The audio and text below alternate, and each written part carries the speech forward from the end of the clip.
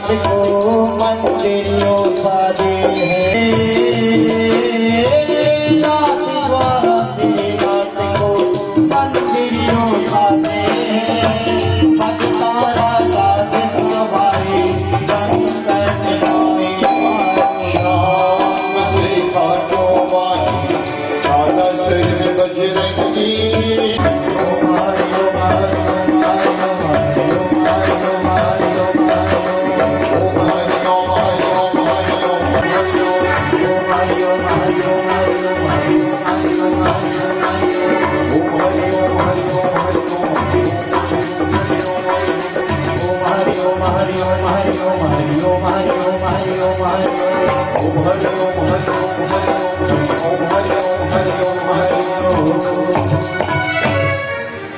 बोलिए व्यास महाराज की जय हो।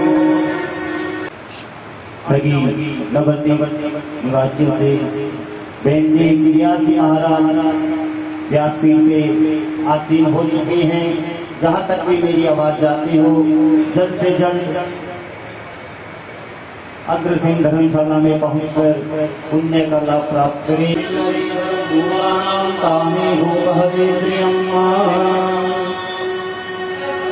ओम नाना सुगंधि पुष्पाणि यथा कालोद्भवानि च पुष्पांजलि मया दत्तं गृहाणे परमेश्वर।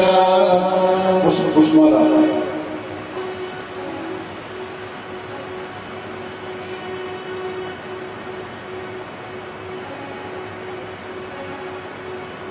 बोलिए वृंदावन बिहारी लाल की जय। व्यासाय विष्णुरूपाय व्यासरूपाय विष्णवे नमो वै ब्रह्मनिधये वासिष्ठाय नमो नमः। नमो त्वनन्ताय सहस्रमूर्ते सहस्रपादाय शिशिरोरुहावे सहस्रनामे पुरुषाय शाश्वते सहस्रकोटे युगधारिणे नमः। गुरुर्ब्रह्मा गुरुर्विष्णु गुरुर्देवो महेश्वर गुरुर्साक्षात् परब्रह्म। जिससे हो जाए बाबा की कृपा, जिससे हो जाए कौन उड़ाए कौन उड़ाए कौन उड़ाए बाबा की कृपा, जिससे हो जाए बाबा की कृपा, जिससे हो जाए कौन उड़ाए कौन उड़ाए कौन उड़ाए कौन उड़ाए। बाबा का नाम सुबह तो शाम, बाबा का नाम बाबा की कृपा, जिससे हो जाए कौन उड़ाए। ओम कर्पूरगौरं करुणावतारं संसारसारं भुजगैर्हारं सदा वसन्तं हृदयाय। श्री भागवत भगवान की आरती, पापियों को पाप से है तारती।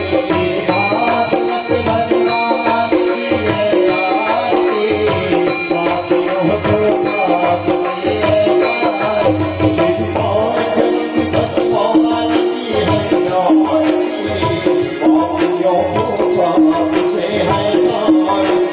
हे अमरनाथी है ज्योतिपति है पंचम में दिव्याता, सब ज्योति बुलाने माता।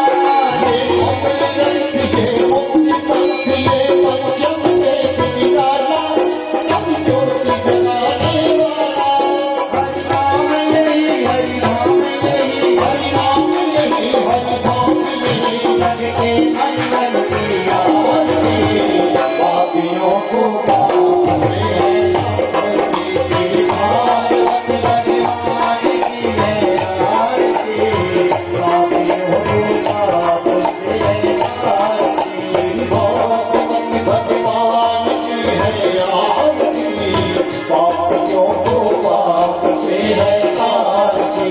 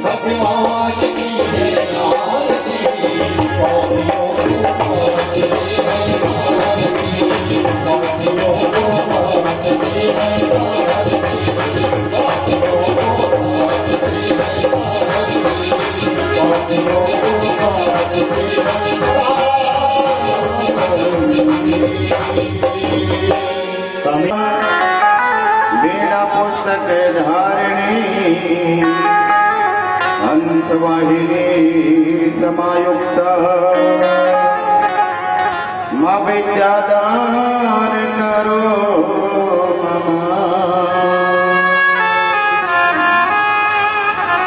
वक्रतुंड महाकाय सूर्यकोटि समप्रभ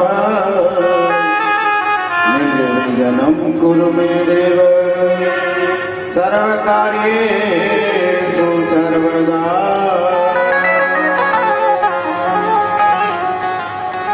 श्री राम कथा रस रसिक प्रभु शंभुनाथ हनुमान प्रेम सहित आसन धरऊं सुनहु कथा करूंगा। सिया राम मय सब जग जानी करहूं प्रणाम जोर जुग पानी। नारायणं नमस्कृत्यं नरं चैव नरोत्तमं देवीं सरस्वतीं व्यासं ततो जयमुदीरयेत्। मुनि वृंदावन बिहारी लाल की जय। वेद व्यास भगवान की जय। सुखदेव स्वामी भगवान की जय। सिद्ध बाबा कैफी साहब जी महाराज की जय। सिद्ध बाबा राजपुरी महाराज की जय। परम मंगल में कारण करुण वरुणालय भक्त वांछा कलप करो तरी द्युति पीताम्बरधारी वांगमय प्रतिमूर्ति श्रीमद् भागवत महापुराण सरदा मही माता बहनें सभी पिता समान बुजुर्ग संत समाज विप्र मंडली मेरे भाग्य बिहारी राधा रानी सभी के चरणों में दंडवत प्रणाम वंदना करते हैं। सभी के चरणों में प्रणाम करते हैं। तो आइए आज बड़ा ही परम मंगलमय दिन है।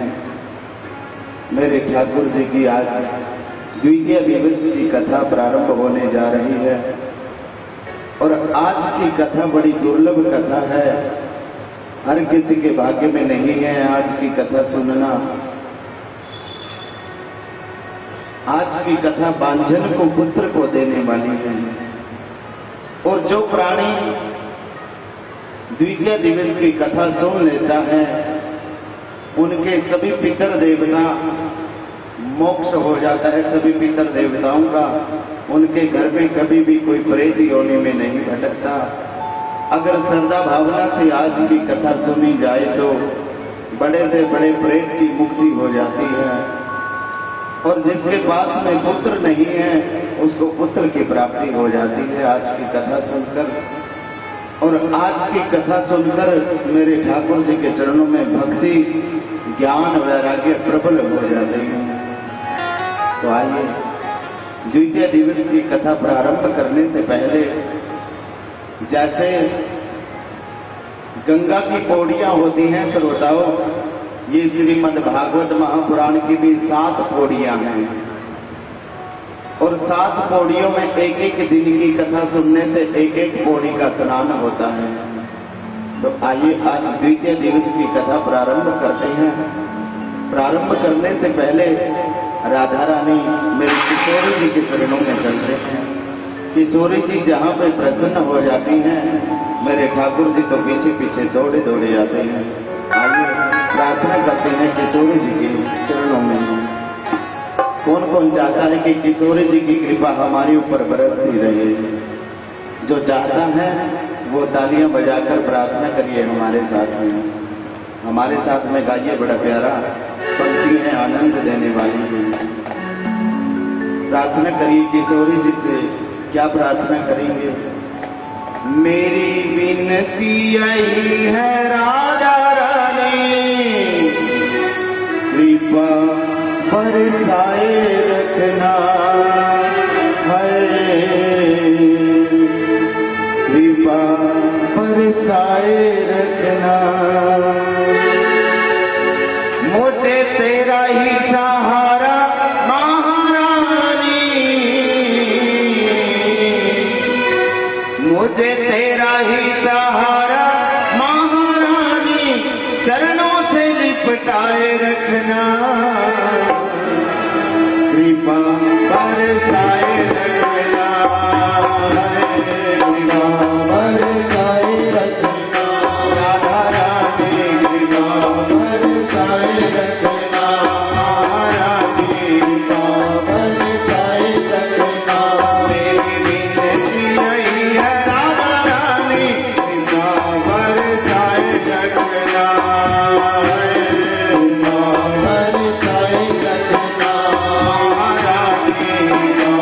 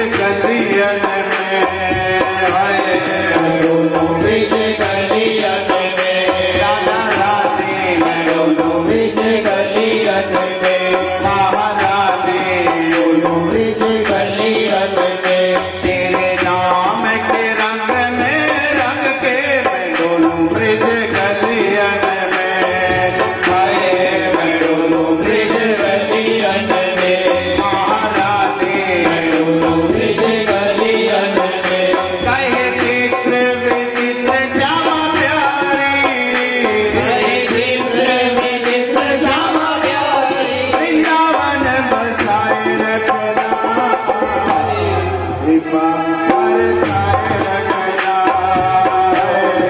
बाबर साहे रखना राधा रानी बाबर साहे रखना महारानी बाबर साहे रखना मेरी विनती यही है राधा रानी कृपा बरसाए रखना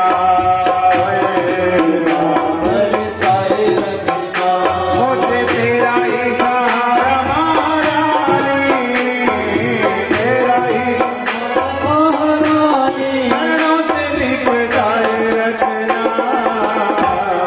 कृपा बरसाए रखना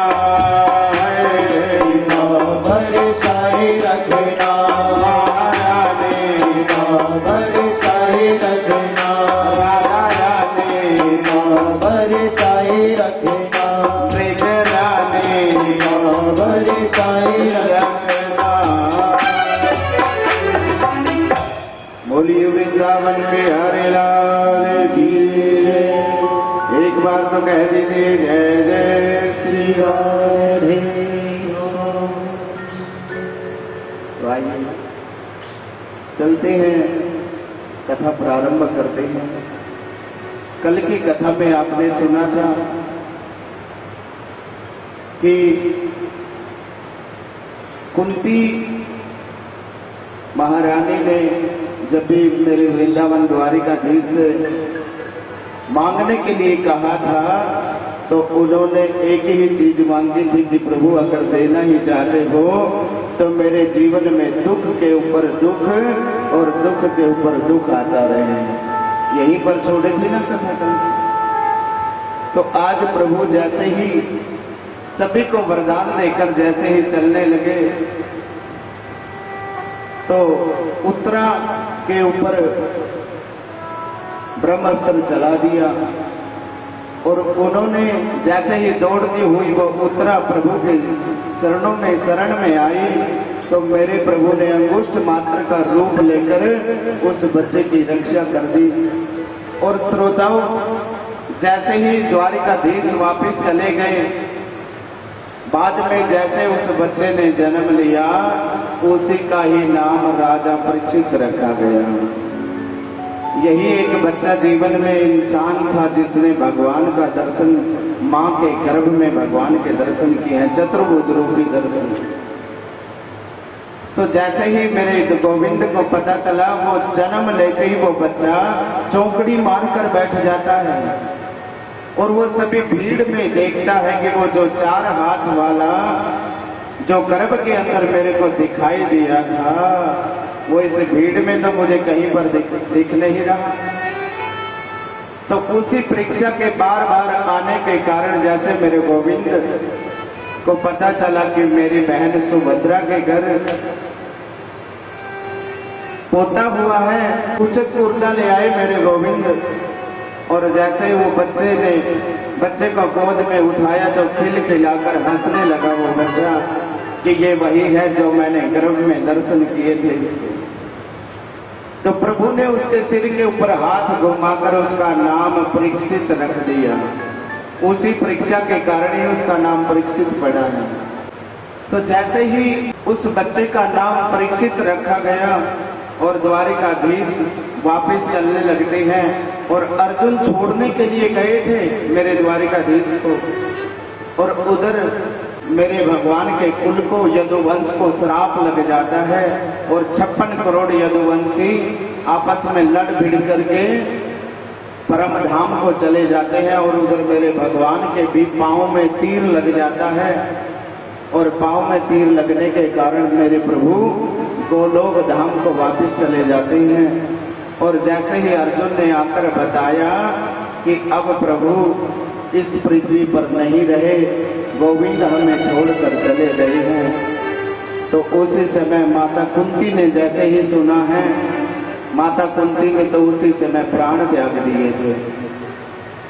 पांडव कहने लगे कि अब द्वारिकाधीश ही यहाँ पर नहीं है तो हम भी इस पृथ्वी पर अब नहीं रहेंगे। तो उस छोटे से बच्चे को, वो परीक्षित 7 वर्ष का था उस समय, राजगद्दी पर बैठा गए और सभी पांडव चल पड़े स्वर्गारोहण की तरफ में। स्वर्ग की यात्रा के लिए बद्रीनाथ धाम से आगे चलती है स्वर्गारोहण की यात्रा। बद्रीनाथ के ऊपर जाके ही यात्रा प्रारंभ होती है। लेकिन 5 पांडवों में से बता रहे हैं सूत जी कि शरीर तो केवल धर्मराज युधिष्ठिर ही गए हैं, बाकी पांडव तो बीच में ही रह गए थे।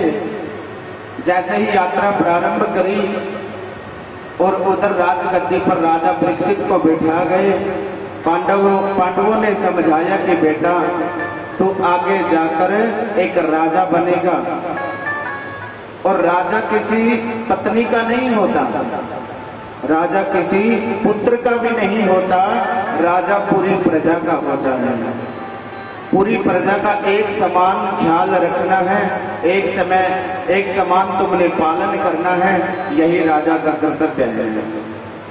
और बेटा तुम आगे जाके गृहस्थी बनोगे, और गृहस्थी आदमी का धर्म है कि जितना भी पैसा कमाए उसमें से ये देखना चाहिए कि जितना हम पैसा कमा रहे हैं किसी की आत्मा दुखाकर तो नहीं कमा रहे हैं, किसी का गला काट कर तो नहीं कमा रहे हैं।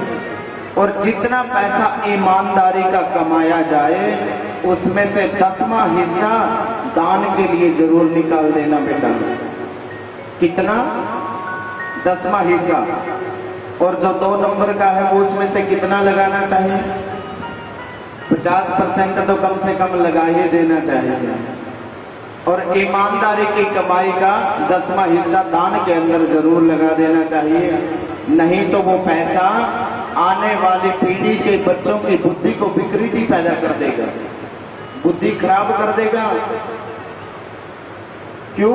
क्योंकि आगे दूषित संतान दूषित हो जाएगी और वो पैसा जितना आपने कमा लिया वो सब 1 मिनट में ही वो ठिकाने लगा देंगे, या शराब पिएंगे, या मांस मीठी अंडा खाएंगे, या गलत रास्ते पे चले जाएंगे। वो सारा धरा धराया पैसा 1 मिनट में उड़ा देंगे।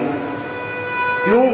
क्योंकि अगर हम पैसा धन कमाते जाएंगे, जमा करते जाएंगे, कमाते जाएंगे, जमा करते जाएंगे, जब तक दान नहीं करेंगे उसमें से अन्न दूषित हो जाता है, धन दूषित हो जाता है। जैसे पुराने जमाने में कुएं से पानी भरा करते थे, कुएं से। किस किस ने भरा होगा कुएं से पानी? कुएं से अगर पानी भरते रहोगे तो पानी मीठा आता रहेगा, निर्मल आता रहेगा, ठंडा आता रहेगा। अगर 5 वर्ष तक आप कुएं के पास में जाओगे नहीं, 5 वर्षों के बाद यदि कुएं के पास जाओगे तो वो पानी नीचे की ओर चला जाएगा, उसमें से दुर्गंध आनी शुरू हो जाएगी और पानी पीने के लायक नहीं रहेगा। इसलिए तन पवित्र सेवा किए, धन पवित्र कर दान, मन पवित्र हरि भजन सो होत त्रिविध कल्याण। अगर तन को पवित्र करना है तो अपने माता पिता की सेवा कीजिए, बुजुर्गों की सेवा कीजिए।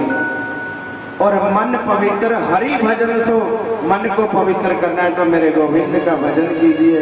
और धन पवित्र कर दान, धन को पवित्र करना है तो दान करते रहिए। दान से ही धन की शुद्धि होती है। ये जरूरी नहीं है कि दान केवल भागवत कथा में ही किया जाता है, नहीं नहीं। जो गरीब आदमी है उनको भोजन करवा दो, वो भी दान है।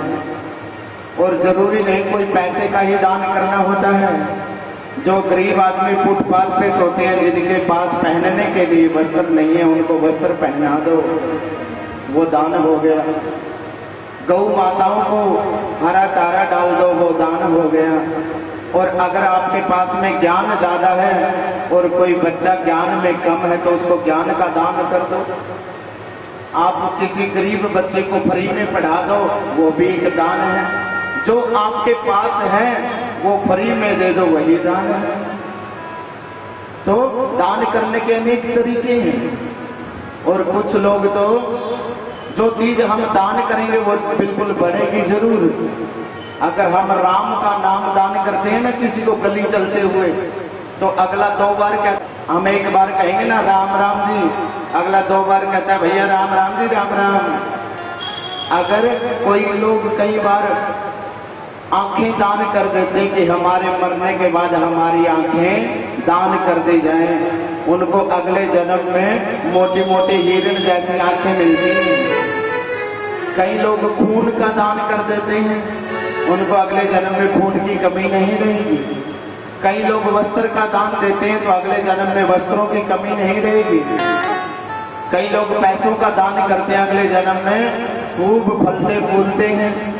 और मेरी बात पे विश्वास नहीं आता ना, तो एक प्रैक्टिकल करके देख लेना। सुबह उठते ही पड़ोसी को 2 गालियां दे देना, 2 गालियां। अगर बदले में 4-5 ना आए तो तब बताना कि बड़ी कि नहीं बड़ी महाराज। ये पक्की बात है, जो चीज हम दान करेंगे वो बढ़ेगी, बिल्कुल पक्की बात है। तो आज राजा परीक्षित को बताकर चले गए और आज स्वर्गारोहण की यात्रा प्रारंभ की पांडवों ने। जैसे ही पांडव चलते चलते सबसे पहले एक पहाड़ी से नकुल फिसल जाता है। भीम दादा ने पूछ लिया ये धर्मराज युधिष्ठिर से कि भैया ये नकुल क्यों नहीं जा सकता सशरीर स्वर्ग में? तो बताते हैं धर्मराज युधिष्ठिर की इसको ये देखने में बड़ा सुंदर था, अपने रूप रंग के ऊपर इसको बड़ा अभिमान था, ये भी सशरीर नहीं जाएगा। फिर आगे आगे चलते हैं, नकुल के आगे सहदेव फिसल जाते हैं। सहदेव से पूछा कि भैया ये क्यों नहीं जा सकते? भीम दादा ने पूछा, धर्मराज युधिष्ठिर कहते हैं ये गणित का बड़ा जानकार था और इसको अपने गणित के ऊपर बड़ा अहंकार था, ये भी सशरीर स्वर्ग में नहीं जाएगा। आगे यात्रा प्रारंभ करी तो द्रौपदी फिसल जाती है। पूछ लिया भीम दादा ने कि महाराज ये द्रौपदी सशरीर क्यों नहीं जा सकती? तो धर्मराज युधिष्ठिर बताते हैं कि इसके पति तो हम थे 5, लेकिन ये ज्यादा प्रेम अर्जुन से किया करती थी, इसलिए ये भी सशरीर नहीं जाएगी। आगे चलते चलते अर्जुन फिसल जाते हैं। अर्जुन पूछ लिया धर्मराज युधिष्ठिर से भीम दादा ने कि महाराज ये तो कन्हैया का भक्त था, ये सशरीर क्यों नहीं जा सकता? तो धर्मराज युधिष्ठिर ने बताया कि इसके पास में जो गांडीव धनुष था इसके ऊपर बड़ा अहंकार था इसको। एक बार तो हनुमान जी को ही इसने बोल दिया था कि अहम व अर्जुनो नाम है गांडीव वैसे वही धनु, मैं गांडीवधारी अर्जुन हूं। तो ये भी सशरीर नहीं जाएगा। लेकिन आगे यात्रा प्रारंभ करी, चलते चलते भीम दादा फिसल गए और फिसलते फिसलते पूछ लिया भैया मैं क्यों नहीं जा सकता सशरीर? धर्मराज युधिष्ठिर जी हंसते हुए बोले कि तुम ज्यादा खाते थे, तुम भी इसलिए नहीं स्वर्ग में जा सकते। जो ज्यादा खाने वाला है ना वो भी स्वर्ग में नहीं जाएगा। क्यों? क्योंकि राम भजन को आलसी और खाने को होशियार और तुलसी ऐसे जीव को बार बार नमस्कार। धिकार तो क्या कहीं नमस्कार ही कर। राम भजन को आलसी, जब भजन करने की बारी आती है ना किसी से कह दो कि चलो ना कथा में, कहते ना आज मेरी तबीयत खराब है, बुखार चढ़ रखा है, कथा में नहीं जाया जाता। और जब भोजन करने की बारी आती है तब तो बुखार नहीं आ जाता। 4-4 5-5 बार खा जाते हो, सारा दिन मुंह चलता है। राम भजन को आलसी, खाने को होशियार, और तुलसी ऐसे जीव को बार बार धिक्कार। तुलसी जी धिक्कार करते हैं ऐसे प्राणी को जो भगवान का भजन नहीं करता, जो भगवान की कथा नहीं सुनते, जिसकी जीवा से कभी भगवान का नाम नहीं निकला, वो एक मेंढक की जीवा के समान माना गया है शास्त्रों में। जिसके कान कभी हरि की कथा सुनकर आनंद नहीं लेते, वो एक सांप की बांबी के समान बताए गए हैं उसके कान। और जो मनुष्य भगवान का भजन नहीं करता, वो एक बिना पूंछ का और बिना सिंगों का एक पशु के समान होता है।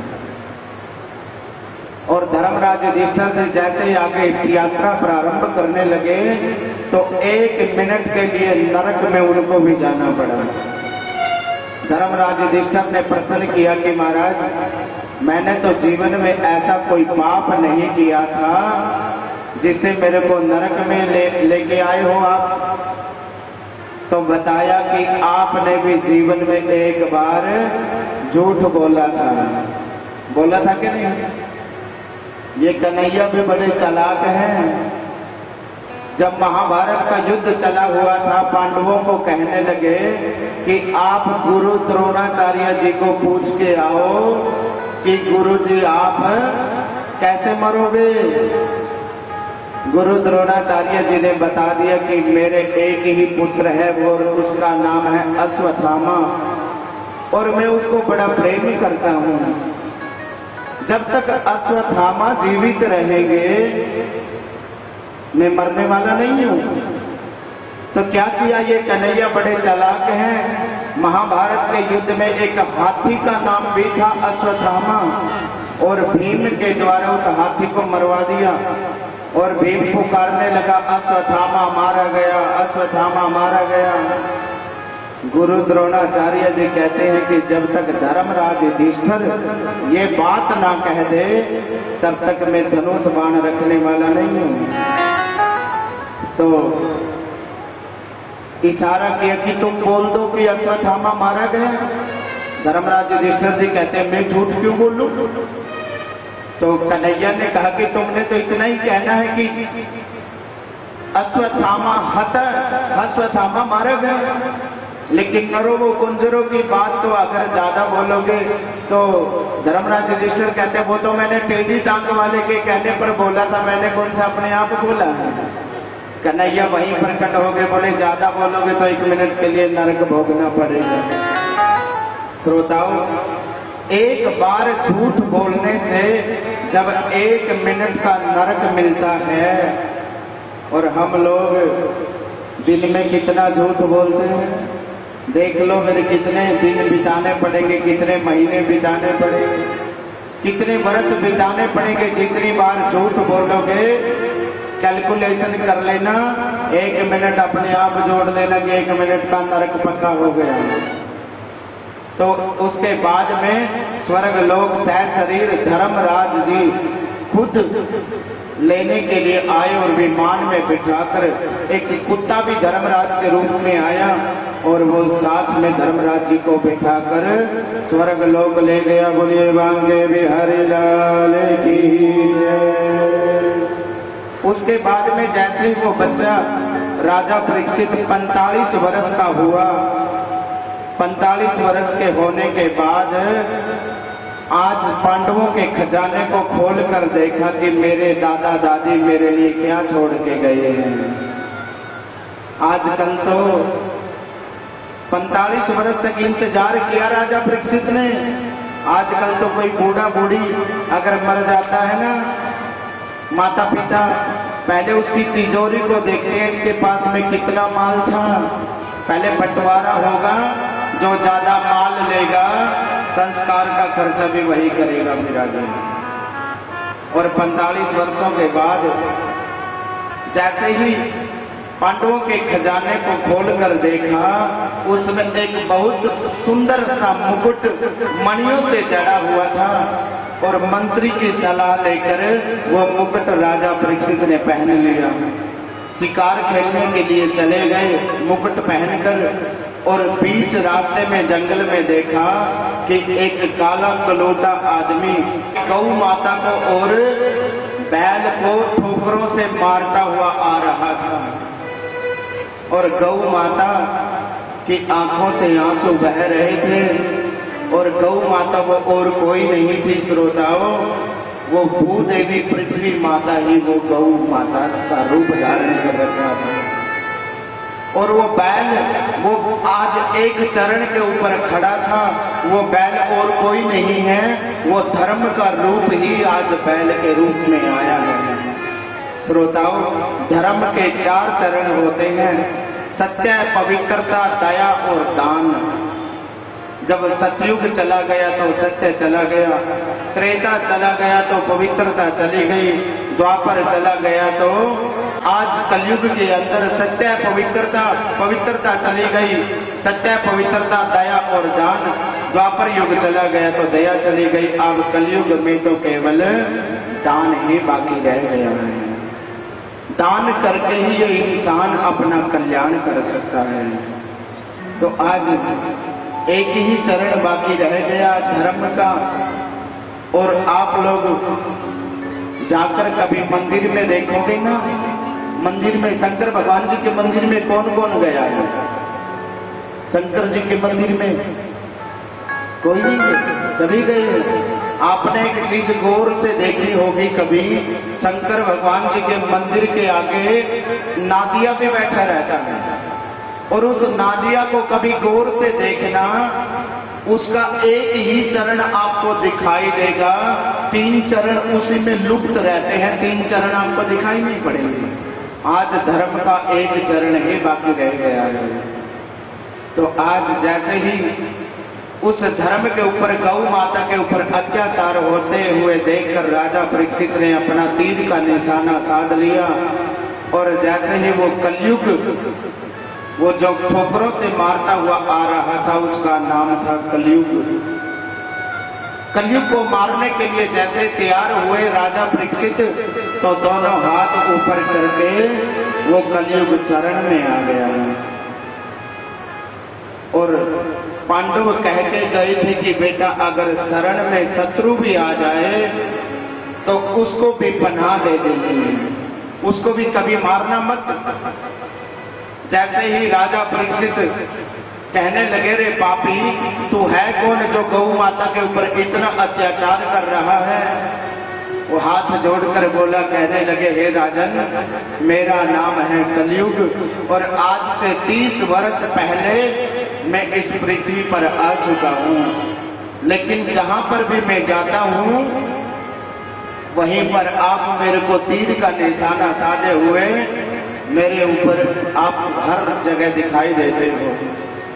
लेकिन मैं कहां जाऊं, कहां रहूं? लेकिन आप जितना मेरे को बुरा समझते हो ना, मैं इतना बुरा नहीं हूं। नहीं, मेरे अंदर अच्छाइयां भी बहुत हैं। क्या अच्छाई बताई कलयुग ने कि यत् फलम नास्ति तपसा न योगेन समाधिना तत्फलम लभ्यते सम्यक कलौ केशव कीर्तनात्। जो फल 88,000 की वर्षों की तपस्या से भी नहीं मिलता, न योगेन समाधिना, योग और समाधि से भी जो फल नहीं मिलता, तत्फलम, केवल वही फल, लभ्यते सम्यक कलौ केशव कीर्तनात्, केवल वही फल कलयुग के अंदर 5 मिनट में वही फल मिल जाता है। बोलबान के बिहारी लाल की जय। बताओ, सतयुग में 88,000 वर्षों तक भी तपस्या करने से जो फल नहीं मिलता, और कलयुग में वही फल 5 मिनट में मिल जाता है। लेकिन कलयुग कहता है कि महाराज, मेरी एक खास बात है कि मैं किसी का भी ध्यान भगवान की कथा में, भगवान के पूजन में, भगवान के कीर्तन में 10 मिनट से ज्यादा नहीं लगने दूंगा। ये मेरी खास बात है। क्यों?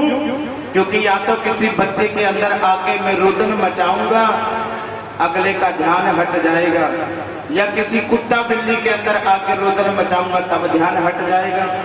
और आजकल तो ये कलयुग साथ में लेके चलते हैं, ये हर समय बजता रहता है, अगले का ध्यान हट जाएगा और कथा का फल मिलेगा नहीं।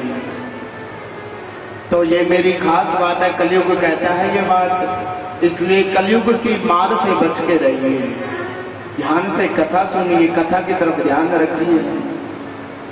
तो आज राजा परीक्षित कहते हैं, रे कलयुग मैं तुझे ठहरने के लिए 4 स्थान देता हूं, मैं बताता हूं तेरे को कहां कहां पर ठहरना है। द्यूतम पानम श्रिय सोना यत्र धर्म चतुर्विद, द्यूत जहां पर जुआ खेला जाता है ना, हे कलयुग जा मैं तेरे को वहां पर ठहरने का स्थान देता हूं। पानम जिस घर में लोग शराब पिएंगे उस घर में हर रोज कलह मिचा रहता है, लड़ाई झगड़ा मिचा रहता है, जा कलयुग मैं उसके घर में भी तेरे को ठहरने की अनुमति देता हूं। स्त्री वैश्या का घर, वहां काम के रूप में कलयुग निवास करता है, वैश्या के घर में भी मैं तुझे ठहरने का निवास स्थान देता हूं। सुना जिस घर में लोग मांस मिट्टी अंडा खाएंगे, मांस मिट्टी अंडा खाएंगे, उस घर में भी मैं तेरे को ठहरने की अनुमति देता हूं। 4 स्थान दे दिए कलयुग को, लेकिन कलयुग हाथ जोड़कर कहता है, प्रभु जितने दुनिया के बुरे स्थान थे वो तो सब आपने मेरे अधीन ही कर दिए, कम से कम एक स्थान तो अच्छा दे दो। तो श्रोताओं, राजा परीक्षित ने बिना विचारे ही कह दिया कि जो तू मांगेगा एक स्थान तेरे को वही मिल जाएगा। तो राजा परीक्षित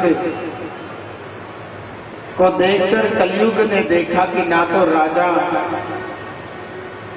जुआ खेलता है और ना ही राजा शराब पीता है और ना ही राजा वैश्यागमन करता है और ना ही राजा मांस मिट्टी अंडा खाता है। ऐसे राजा के राज्य में रहने का फायदा ही क्या है जिससे मित्रता ना हो। तो देखा कि सोने का मुकुट सिर पे रखा हुआ है, कलयुग हाथ जोड़कर कहने लगा, प्रभु एक स्थान मेरे को सोने में दे दीजिए। किस में दीजिए? सोने में। जो हम लोग ये सोना पहनते हैं ना, इसमें कलयुग भी निवास करता है कि नहीं? हाँ, अगर किसी ने हार बनवा लिया हो ना, जानबूझ के वो दिखाता है कि देखो मैंने हार बनवाया। किसी ने अंगूठी बनवा ली तो वो अंगूठी बार बार दिखाएगा कि देखो अंगूठी बनवा रखी है सोने की।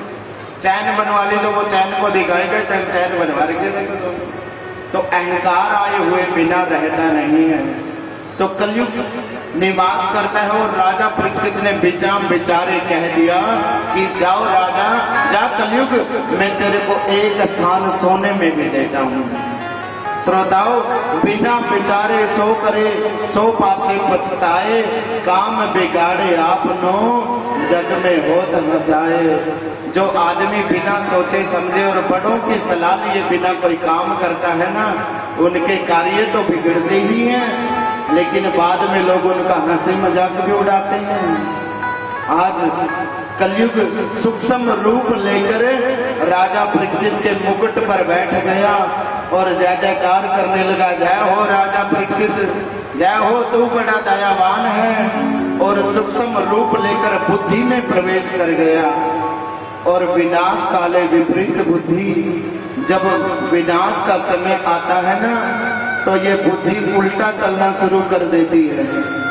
आज राजा परीक्षित शिकार खेलने के लिए गए, बहुत जोर की प्यास लगी और प्यास की पानी की इच्छा से भटकते भटकते एक समिक मुनि के आश्रम पर पहुंच जाते हैं और बाहर से आवाज लगाते हैं कोई आश्रम में, अरे मैं राजा परीक्षित आया हूं, मेरे को कोई जल पिलाओ।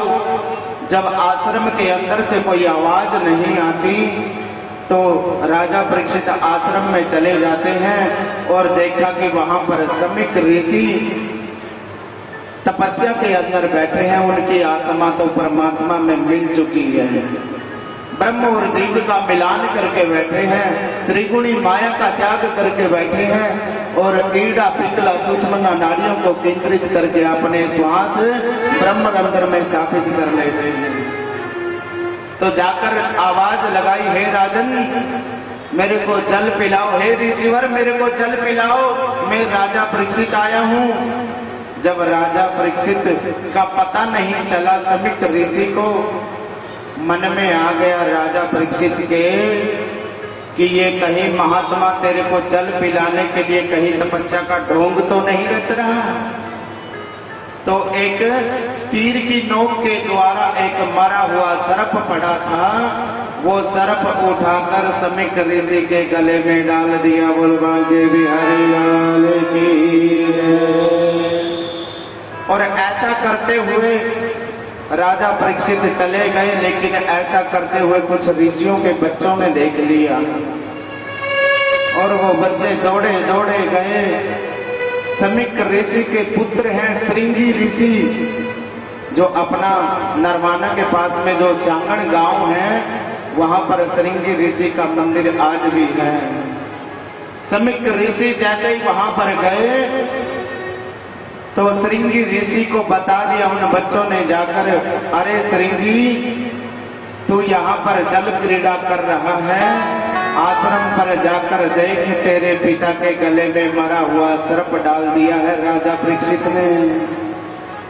श्रोताओं, कोसी की नदी का जल लेकर उस ऋषि कुमार ने, श्रृंगी ऋषि ने श्राप दे दिया राजा परीक्षित को मरने का। हे राजा तू इतना बड़ा अभिमानी हो गया, अब ब्राह्मणों का संतों का अपमान करने लग गया। जा मैं तुझे श्राप देता हूँ, इति लंघ्यते मर्यादा तक्षक सप्तमे हनि। जो सर्प तूने मेरे पिता के गले में डाला था, वही सर्प आज से 7 दिन के बाद तेरे को तक्षक नाग बन के डसेगा। मैं तुझे श्राप देता हूँ। बोल बांके बिहारी लाल की। ऐसा श्राप दे दिया और दौड़े दौड़े श्रृंगी ऋषि अपने पिता के पास में आए आश्रम में और आकर रोने लग गए। गले में मरा हुआ सर्प पड़ा है और समिक ऋषि की समाधि खुल जाती है और कहने लगे, रे बेटा क्या बात है, क्यों रो रहा है? कहा कि पिताजी देखो आपके गले में मरा हुआ सर्प डाल दिया है राजा परीक्षित ने, लेकिन आज के बाद में ऐसी गलती कभी नहीं करेगा, मैंने उसको दंड दे दिया है। अरे तूने क्या दंड दिया? कहा कि पिताजी मैंने 7 दिन में मरने का श्राप दे दिया, तक्षक नाग डसेगा उसको। तो ये बात सुनकर समिक ऋषि ने अपने पुत्र का दुलार नहीं किया, ऊपर से डांटते हैं, रे मूर्ख तूने ऐसे धर्मात्मा राजा को श्राप नहीं देना चाहिए था। अरे तेरी बुद्धि अभी कच्ची है। जब राजा हमारे घर में आए तो हमारा कर्तव्य बनता है कि राजा की जलपान से सेवा करें। जब हमने ही जल नहीं पिलाया तो इसमें गलती हमारी है बेटा। तो दौड़े दौड़े सर्प को तो एक तरफ में फेंक दिया और दौड़े दौड़े गए समिक ऋषि राजा परीक्षित के पास और उधर से परीक्षित ने अपने सोने का मुकुट जैसे ही उतार कर नीचे रखा तो कलयुग नीचे उतर गया और अब पश्चाताप करके राजा परीक्षित रोने लगे कि ये मैंने क्या कर दिया, मैंने तो एक संत का अपमान कर दिया। अरे मैंने तो अपने बुजुर्गों की साख को मिट्टी में मिला दिया। मेरे बुजुर्गों ने भी कभी संत महात्मा ब्राह्मण का अपमान नहीं किया था और मेरे से इतना बड़ा अपराध हो गया। अब मेरा कल्याण कैसे होगा? जब इर्द गिर्द बिना पानी की मछली की तरह तड़पने लगे राजा परीक्षित, इतनी ही देर में देखा कि ऋषि आ रहे हैं दौड़े दौड़े और आकर कहा, हे राजन। तो राजा परीक्षित के चरणों में गिरकर रोने लग गए कि देखो मैंने तो इनका अपमान किया और ये मेरे ही द्वार के ऊपर आ गए मेरा कल्याण करने के लिए। चरणों में गिरकर गिड़गिड़ाने लगा राजा परीक्षित, हे प्रभु, हे गुरुदेव, हे ब्रह्म देवता, हे ऋषिवर, मेरे को क्षमा कर दीजिए, मेरे से बहुत बड़ा पाप हो गया गुरुदेव। समिक ऋषि ने कहा, रे राजा परीक्षित, अब पश्चाताप करने का कोई फायदा नहीं है, क्योंकि मेरे पुत्र ने तुझे श्राप दे दिया है। जैसे ही श्राप की बात सुनी श्रोताओं, राजा परीक्षित के पांव के नीचे की जमीन खिसक गई। कहा कि बताइए मुझे क्या दंड मिला है। देखो, समिक ऋषि ने बताया कि मेरे पुत्र ने तुझे श्राप दिया है कि जो सर्प तूने मेरे गले में डाला था वो आज से 7 दिन के बाद तेरे को तक्षक नाग बन के डसेगा। देखो, संत कितना कल्याण करते हैं, जोश में भी होश नहीं खोते। अगर श्राप देना होता था 7 दिन का समय क्यों दिया? 7 दिन का टाइम इसलिए दे दिया कि कम से कम 7 दिन में अगला कल्याण तो कर लेगा अपना। और हम और आप लोग देखो, अगर आपका लड़ाई झगड़ा हो जाए किसी से, आप ये थोड़ा कहोगे कि आज तो छोड़ दिया, आज से 7 दिन के बाद आकर तेरे को थप्पड़ मारूंगा। ऐसा थोड़ी कहता है कोई। वो तो जब मारेगा तो तुरंत ही मारेगा। इसलिए संत महात्मा ब्राह्मण कभी भी जोश में भी होश नहीं खोते। 7 दिन का समय दे दिया कि अब अगला कल्याण तो कर लेगा। तो राजा परीक्षित कहते हैं कि प्रभु, बहुत बड़ी कृपा की है श्रृंगी ऋषि ने मेरे ऊपर।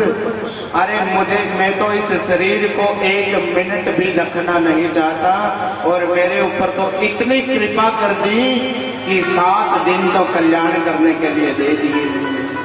अब बताइए मेरा कल्याण कैसे होगा गुरुदेव? तो समिक ऋषि बताते हैं कि यहाँ से नैमिषारण्य तीर्थ में चले जाओ, वहां से 88,000 ऋषियों के दर्शन करो, वहां से तुझे कोई न कोई मुक्ति का उपाय तेरे को प्राप्त हो जाएगा, मिल जाएगा। तो राजा परीक्षित ने अपने पुत्र जन्मेजय को गद्दी पर बैठाकर खुद चले गए नैमिषारण्य तीर्थ में, और 88,000 ऋषियों का दर्शन करके आकर शुक्र ताल में बैठ जाते हैं। पानीपत से कम 50-60 किलोमीटर आगे है शुक्र ताल। शुक्र ताल में आकर बैठ गए और अनशन व्रत ले लिया। जब सभी संत महात्माओं को पता चल गया कि ऐसे धर्मात्मा राजा को श्राप मिल गया, तो सभी वहां दर्शन के लिए वहां पर पहुंच जाते हैं। राजा परीक्षित कहते हैं कि आज उस ब्राह्मण कुमार ने मेरे ऊपर बहुत बड़ी कृपा की है। मैं इसको श्राप नहीं समझता, मैं इसको वरदान समझता हूँ। अगर ये श्राप मुझे नहीं मिलता तो क्या इतने महात्मा, इतने संत एक ही समय में मेरे को दर्शन देने के लिए आते? नहीं आते ना। इसलिए इसको मैं श्राप नहीं, मैं तो वरदान समझता हूँ। तो संतों से एक ही प्रश्न किया राजा परीक्षित ने कि अतः पृच्छामि संसिद्धिं योगिनां परमं गुरुं पुरुषस्य ही यत् कार्यं म्रियमाणस्य सर्वथा। जो 7 दिन में मरने वाला प्राणी है उसको क्या करना चाहिए? अगर इस प्रश्न का कोई भी उत्तर जानता हो तो आकर आप में से व्यास गद्दी पर विराजमान हो जाइए, बैठ जाइए।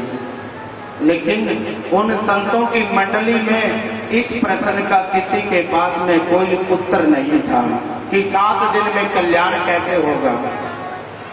कोई महात्मा कहते हैं कि महामृत्युंजय का जप करवा देते हैं। किसी ने कहा कि महामृत्युंजय से भी कल्याण नहीं होगा। फिर किसी ने कहा कि दुर्गा पाठ करवा देते हैं, तो दुर्गा पाठ से भी मोक्ष नहीं मिलेगा।